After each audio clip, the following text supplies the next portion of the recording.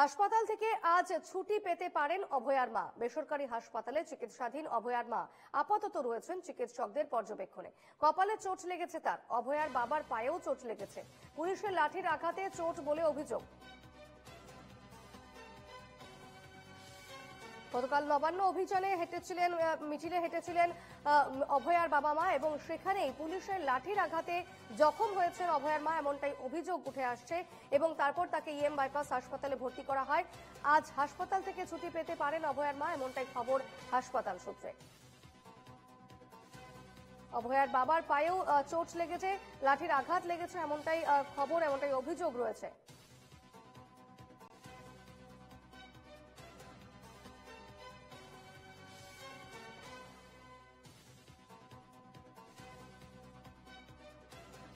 গতকাল নবান্ন অভিযান ঘিরে যেভাবে ধুন্ধুমারের সৃষ্টি হয়, সেখানে অভয়ার বাবা মা তারাও ছিলেন।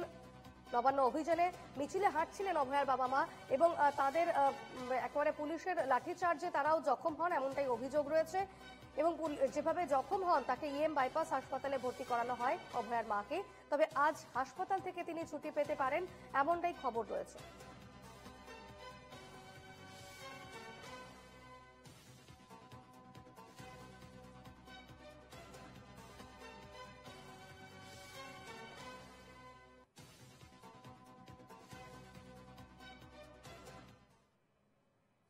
অভয়ার মা তিনি চোট পেয়েছেন, গুরুতর চোট পেয়েছেন, এমনটাই খবর রয়েছে এবং পুলিশের লাঠিচার্জে তিনি আহত হয়েছেন। পুলিশের লাঠির আঘাতে তার কপাল ফেটেছে, এমনটাই খবর, এমনটাই অভিযোগ রয়েছে এবং তারপর তাকে ইএম বাইপাস হাসপাতালে ভর্তি করা হয়। সম্ভবত আজ তাকে হাসপাতাল থেকে ছাড়া হতে পারে, আজ তাকে ছুটি দেওয়া হতে পারে, এমনটাই খবর রয়েছে।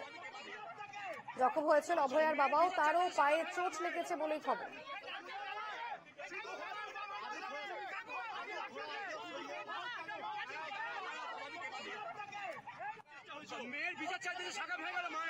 আজিকর কাণ্ডে নির্যাতিতা তরুণী চিকিৎসকের মা, অভয়ার মা এবং বাবা তারাও কিন্তু গতকাল নবান্ন অভিযানে হেঁটেছিলেন এবং সেখানেই পুলিশের লাঠিচার্জে তারা জখম হন বলে অভিযোগ।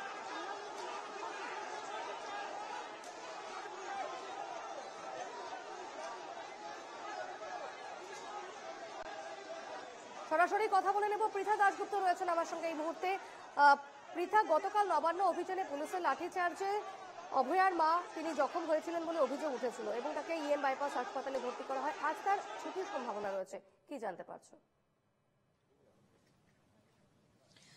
দেখো, যেটুকু হাসপাতাল সূত্রে খবর পাওয়া যাচ্ছে যে তিনি এখন স্থিতিশীল রয়েছেন এবং আজকেই তাকে ছেড়ে দেওয়ার কথা।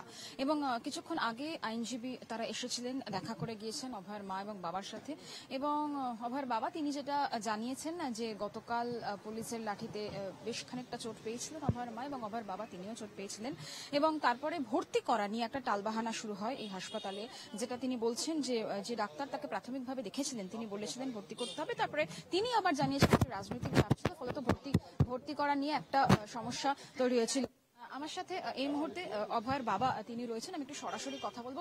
একটু আমি জানতে চাইবো যে কালকে আপনাদেরকে ঠিক কি হয়েছিল এবং ভর্তি করা নিয়ে কি সমস্যা ছিল, এখন কেমন আছেন? গতকাল আমরা 9টার সময় বাড়ি থেকে বেরোই ধর্মতলার উদ্দেশ্যে। যখন আমরা সিটির মোড় পার করি, ক্যালকাটা পুলিশের আন্ডারে আসি, তখন ক্যালকাটা পুলিশ আমাদের গাড়ি আটকে বুঝতে পেরে যায় আমরা গাড়ি আমাদের, এবং ক্যালকাটা পুলিশ আমাদের গাড়ির ছবি তুলে সমস্ত ট্রাফিক গার্ড যত আছে সমস্ত জায়গায় ভাইরাল করে পাঠিয়ে দেয়। এবং যেই রাস্তায় আমরা যাওয়ার চেষ্টা করি, আমরা কিন্তু সরাসরি ধর্মতলা পৌঁছতে পারিনি। আমরা বিভিন্ন রাস্তা ঘুরে ঘুরে প্রথমে নিজাম প্যালেসের ওদিকে যাই, ওই দিক দিয়ে ঘুরে রানী রাসমণিতে তারপরে আসি। এসে এখানে আমরা যোগ দিই এবং আমরা আসার পরেই আমরাই যেহেতু নবান্ন অভিযানে ডাক দিয়েছি, আমরাই প্রথম মিছিল বের করার চেষ্টা করছিলাম এবং সেটা আমরা টার্গেট নিই যে পার্ক স্ট্রিট দিয়ে ঘুরে হেস্টিংসে যাব। কিন্তু যখন আমরা পার্ক স্ট্রিট আর এসসিবি বোস রোডের মুখে আসি, তখন পুলিশ আমাদের আটকে দেয়। আমরা তখন একটাই বক্তব্য বলি যে পুলিশ আপনারা আমাকে এখানে আটকাচ্ছেন কেন? আমাদের তো বলেছে কম সংখ্যক লোক নিয়ে, আমাদের ওখানে বেশি লোক ছিল না, হার্ডলি 50 জন কি 60 জন লোক ছিল, পুলিশ ছিল প্রায় 200।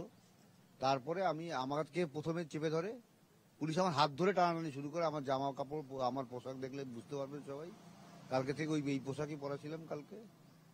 তারপরে আমার সঙ্গেই ছিল আমার ওয়াইফ, কিন্তু পুলিশ যখন আমি পুলিশকে ছিটকে বেরিয়ে আসি, তখন আমার ওয়াইফকে নিয়ে গিয়ে পাশের মহিলা পুলিশটাই নিয়ে যায়, নিয়ে গিয়ে ধরে মারে এবং গ্রেপ্তার করারই হয়তো চেষ্টা করছিল, জানি না। তারপরে যখন ওকে কপালের মধ্যে একটা ওই প্লাস ওদের কাছে যে লাঠি থাকে, লাঠি দিয়ে একটা বাড়ি দেয়, পেছনে ঘাড়ির মধ্যে বাড়ি দেয়। তারপরে যখন চিৎকার করে আর ওর জিতটা তখন বেড়ে যায়, তখন বলে আমি নবান্ন যাবই। আমি তখন বলি না না সরো সরো, এখন সাইডেড করে চেষ্টা করি, কিন্তু ওর এত জিদ বেড়ে যায় যে না আমি নবান্ন যাবই, কেন পুলিশ আমাকে মারবে, এরকম করতে করতে যাই। যাওয়ার পরে যখন আমরা হেস্টিংসে গিয়ে পৌঁছাই, কিছুক্ষণ পরে ও হেস্টিংস আমার আটকেই দেয় এবং মাইকে বলতে থাকে কোনো আপনাদের পারমিশন নেই, এই সেই। কিন্তু আমাদের পারমিশন ছিল, পুরো মিথ্যে কথা বলেছে। আমাদের একটাই কথা ছিল যে সরকারি সম্পত্তি আমরা যেন নষ্ট না করি, কিন্তু সরকারি সম্পত্তি নষ্ট করার জন্য আমরা আসিনি, আমরা এসেছিলাম মেয়ের বিচার চাইতে, এবং সেটা মুখ্যমন্ত্রীর পদত্যাগ আমাদের মেইন দাবি ছিল। সেই দাবি নিয়ে আমরা পৌঁছেছিলাম, কিন্তু আমাদের ওখানে আটকে বিশাল ব্যারিকেড করে আটকে দেওয়া হয়। ব্যারিকেড সেখানে পুলিশকে আমরা বারবার বলি কথা বলার জন্য, কোনো পুলিশ আমাদের সঙ্গে কথা বলে না এবং বোবার মতো দাঁড়িয়ে থাকে। সেখানে কে দায়িত্বে ছিলেন তাই সেই পর্যন্ত তার স্বীকার করে না, সেই নামটা পর্যন্ত আমাদের বলতে চায় না।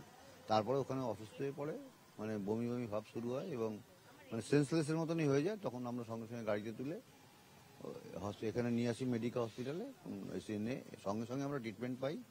এখানে ভর্তি নেওয়াকে কেন্দ্র করে কি সমস্যা হয়েছে? এখানে যিনি ডাক্তারবাবু দেখেছিলেন, নামটা বলতে পারবো না, নিউরো সার্জন, উনি ভর্তির কথা বলেছিলেন আমাকে মৌখিকভাবে। উনি বললেন যে ভর্তি করতেই রাখতেই হবে, কোনো উপায় নেই, 48 ঘন্টা হয়তো ভর্তি রাখতে হবে। আমি বললাম ঠিক আছে, থাকতেই হবে যখন অসুস্থ হয়ে গেছে। কিন্তু পরবর্তীকালে এরা বলে যে ভর্তি রাখা যাবে না, অবজারভেশনে থাকুক, আপনাকে আলাদা একটা বেড ঘর দিচ্ছি। কিন্তু আমরা চাপাচাপি করাতে ওই ঘরের মধ্যে একটা বেড করে দেয়। তার কারণ কিছু বলছে? হ্যাঁ, বলেছেন যে রাজ্য প্রশাসনের উপর থেকে আমাদের উপর চাপ আছে এবং কালকে থেকে একটা পুলিশের গাড়ি এখনো হসপিটালের ভিতরে দেখতে পাবেন, একটা পুলিশের গাড়ি দাঁড়িয়ে আছে কালকে থেকে। আমি এখন জিজ্ঞেস করি আপনার কি কারণে দাঁড়িয়ে আছেন, তখন ওনারা কোনো সদুত্তর দিতে আমাদের পাচ্ছেন না। ওনারা বলে আমাদের উপর মহল থেকে বলা হয়েছে তাই আমরা এসে বসে আছি, এটাই তাদের উত্তর ছিল। এখন কেমন আছেন? এখন মোটামুটি আউট অফ ডেঞ্জার বলবোই, কারণ আমরা দুপুরবেলায় নিয়ে যাব। কারণ আমাদের বাড়িতে সবসময় ডাক্তার যাতায়াত করে, প্লাস আমার যার সঙ্গে আমার মেয়ের বিয়ে হওয়ার কথা ছিল সায়ন্তন, সে তো কালকে থেকেই বলেছে আমি সারাক্ষণ দরকারে বাড়িতে থাকবো, সেই জন্য সেই ভরসায় আমরা নিয়ে চলে যাবো। একটা কথা উঠেছিল যে এইমসে নিয়ে যাওয়া হতে পারে, তো সেক্ষেত্রে কিছু চিন্তা ভাবনা বা সেকেন্ড আর হেডেক আমরা নিতে পারছি না, কারণ এটা একটা আমাদের আরো মানসিক প্রেশার বাড়িয়ে দিয়েছে। গত বছর 9 আগস্ট 2024 এই ঘটনা ঘটার পরে আজ বছর 2025 9 আগস্ট আবার এরকম একটা ঘটনা ঘটলো, সেই জন্য যে চাপ, এই চাপ আমরা নিতে পারছি না। সুতরাং আমরা এরপরে আর বাড়ি চলে যাবো। আপনার শরীর এখন আমার এখন মোটামুটি ঠিক আছে, একটু ব্যথা ট্যাথা আছে কোমরের, যেখানে যেখানে ধাক্কা দিয়েছে সেখানে ব্যথা আছে, বুকের মধ্যে ধাক্কা দিয়েছিল সেখানে একটু ব্যথা আছে। সেটা আমি ওনাদের থেকে দেখিনি, বলে না আপনার খুব একটা কোনো সমস্যা নেই, ভেতরে কোনো সমস্যা নেই, উপর থেকে মেরেছে তো সেই জন্য ধাক্কা। বলেছিলেন প্যারাসিটামল খেয়ে নিতে। হ্যাঁ, মোটামুটি কতজন পুলিশ ছিল, আপনাদের কি অভিযোগ?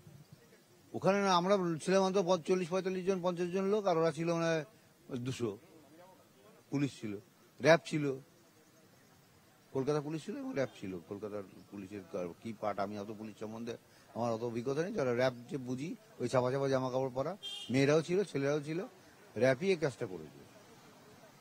ফলে তো বুঝতে পারছো যে অভয়ের বাবা তিনি যেটা বলছিলেন যে এই মুহূর্তে স্থিতিশীল রয়েছেন অভয়ের মা, তবে স্বাভাবিকভাবেই তাকে যে আরো একটা সেকেন্ড ওপিনিয়ন বা এইমসে নিয়ে যাওয়ার কথা হচ্ছিল, সেটা এখন তারা যাবেন না। আমি কিছুক্ষণ আগেও আমাদের দর্শকদের জানাচ্ছিলাম যে মানসিকভাবে অত্যন্ত বিপর্যস্ত এবং সেই জন্য তারা একেবারে সরাসরি বাড়ি যাবেন এবং সেখানে প্রয়োজনীয় চিকিৎসকরা তাকে দেখবেন। তবে আবারও সরাসরি এনকেটিভির ক্যামেরায় অভয়ের বাবা তিনি যেটা জানালেন যে রাজনৈতিক চাপ ছিল এবং ভর্তি নেওয়াকে কেন্দ্র করে একটা টালবাহানা চলছিল, এবং গতকাল যে ঘটনা ঘটেছে নবান্ন অভিযানকে কেন্দ্র করে যে ধুমধুমার পরিস্থিতি তৈরি হয়, সেখানে কিন্তু দেখা যায় যে অভয়ের বাবা যেটা বলছেন যে তাদের থেকে অনেক বেশি পুলিশ ছিল এবং যেখানে তাদেরকে আটকানো হয়েছিল সেখানে তাদেরকে মারধর করা হয়, এমনটাই অভিযোগ করছেন। বেশ, অবশ্যই ধন্যবাদ পৃথা।